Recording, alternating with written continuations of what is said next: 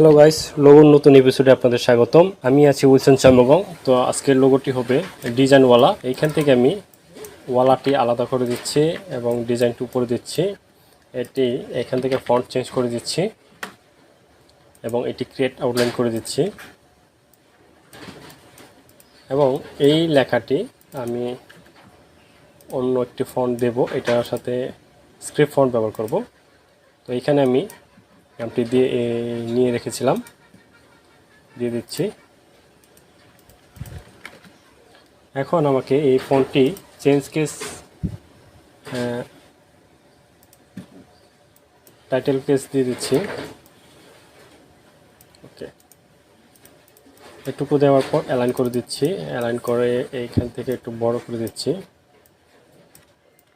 এবং কন্ট্রোল-2 দিয়ে এইখানে আমি একটি আইকন রেখেছিলাম পেনের, যেহেতু ডিজাইন এই বিষয়ে।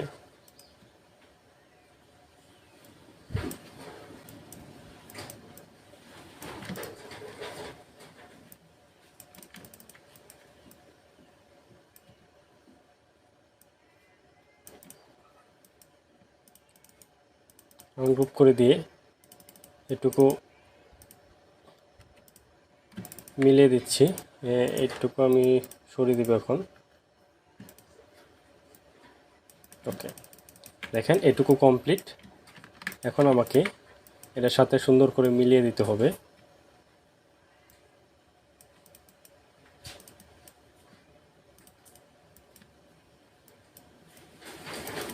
ওকে, দেখেন এইখানে ডিজাইনওয়ালা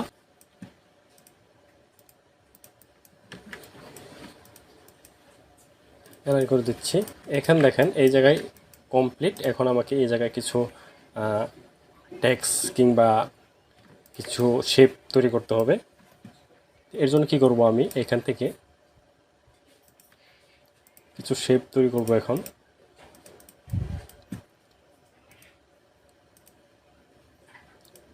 এটা দিয়ে দিচ্ছি।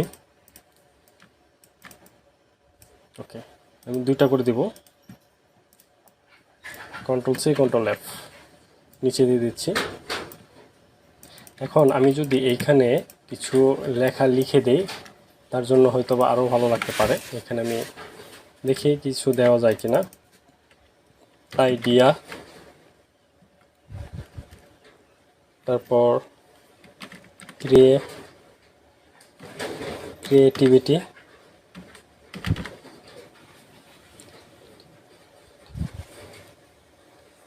ডিজাইন, এই লেখাগুলো যদি আমি এখানে দিয়ে দিই, হয়তো বা আরও ভালো লাগতে পারে। ওকে, এইখানে আমি ফন্ট দিচ্ছি ইমপ্যাক্ট ফন্ট এবং এইখান থেকে আমি চেঞ্জ কেস আপার কেস। ওকে, এটুকু করে দিলাম। এইখান থেকে আমি আরও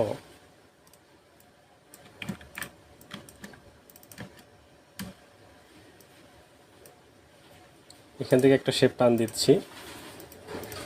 শেপ টান দেওয়ার পর এটুকু ধরে বোল্ড করে দিচ্ছি, এক্সপ্যান্ডও করে দিচ্ছি।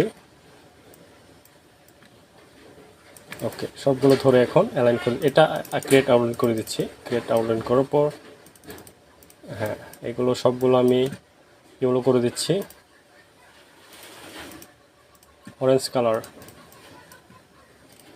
অরেঞ্জ কালার দিয়ে দিচ্ছি।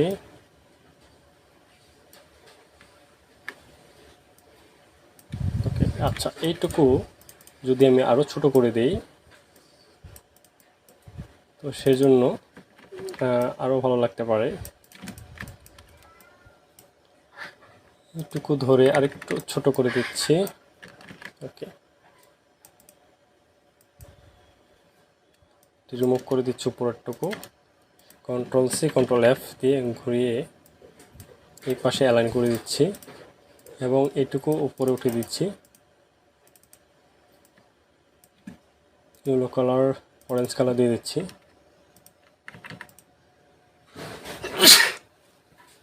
তারপর এইটুকু ধরে গ্রুপ করে দিয়ে অ্যালাইন করে দিচ্ছি। ওকে, এখন আমাকে এইটুকু ধরে ডিজাইন করতে হবে। কালার দিয়ে দিই। এই শুধুমাত্র এটুকু ধরে আমি ব্ল্যাক করে দিচ্ছি। ওই সবগুলো ধরে এখন আমি যদি ব্লু কালার দিয়ে দিই, ওকে, আরও ভালো লাগবে। ওকে, এখন আমি যদি এইটুকু ডিজাইন একটি সার্কেলের ভিতরে ঢুকিয়ে দিই, সেই ক্ষেত্রে কেমন লাগতে পারে একটু জাস্ট দেখব।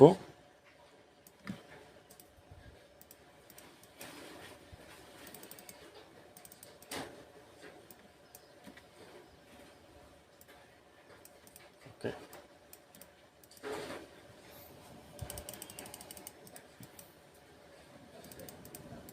এটুকু কন্ট্রোল সি কন্ট্রোল এফ দিয়ে আরেকটি সামান্য একটা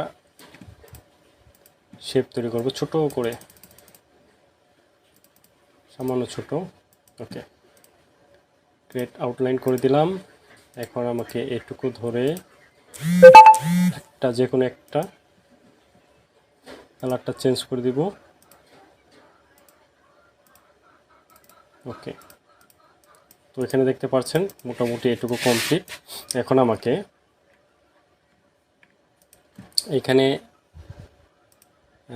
ডাব্লিউ এবং ডি দিয়ে ডিজাইন আইকন তৈরি করতে হবে এই জায়গায়। এটার জন্য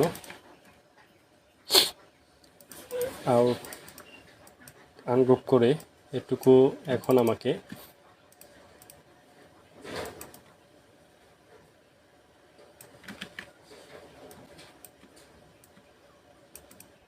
এটুকু ধরে এখন কেটে দিব বাড়তি অংশটুকু। এটা যদি আমি উপর উঠিয়ে দিই এইভাবে, তার মানে তুড়ি দিচ্ছে, তুড়ি দেওয়ার মতো সুন্দর কনসেপ্টটি।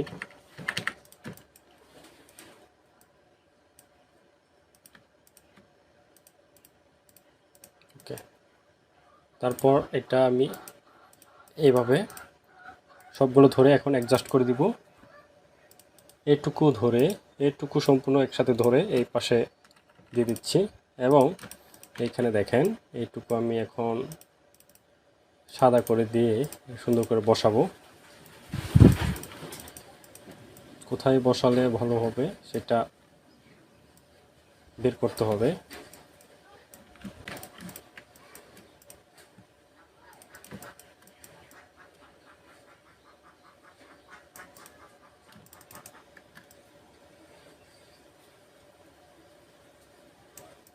ওকে, এটুকু এখন আমাকে সামান্য এটুকু ধরে উপরে উঠিয়ে দিতে হবে। এখন সবগুলো ধরে আমি এখান থেকে ডিভাইড করে দিচ্ছি, ডিভাইড করে এগুলো সরিয়ে দিচ্ছি। এটুকু সম্পূর্ণ ধরে আমি কালার দিয়ে দিচ্ছি। ওকে, যদি চাই আমি এটা চেঞ্জ করতে পারবো। ওকে, একটুকু আমি ধরে ছোট করে দিব আরও। এইটা শুধুমাত্র বড় করে দেব।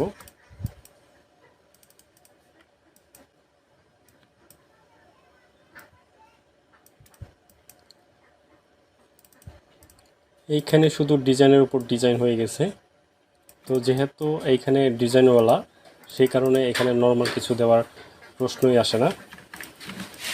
এটুকু কমপ্লিট।